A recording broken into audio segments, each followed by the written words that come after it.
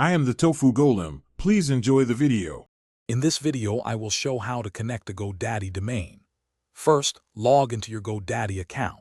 From your dashboard, navigate to My Products and find the domain you want to link.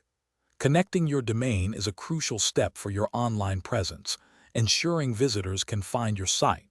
We'll explore the two main methods: updating your record or changing your name servers, making this process straightforward and quick. This will typically take less than 5 minutes to initiate.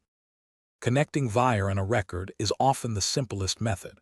Your hosting provider will give you a unique IP address, which looks like 4 sets of numbers separated by dots. In your GoDaddy DNS management, locate the record for your domain. You'll simply replace the current IP address with the one from your host.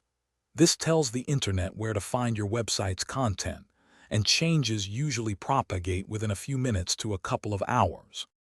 Sometimes your hosting provider might require you to update your name servers. These are typically 2 or more addresses like nsone, host, com, and nestwo, host, com. In your GoDaddy domain settings, find the name server section. You'll replace the existing GoDaddy name servers with the ones provided by your host. This method points your entire domain to your hosting provider, and changes can take up to 24 to 48 hours to fully update across the internet. After making changes, patience is key.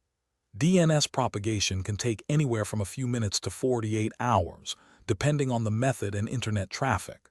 To verify, simply open a web browser and type in your domain name.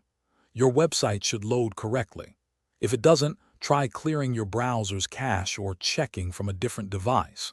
If issues persist after 48 hours, contact your hosting provider for assistance.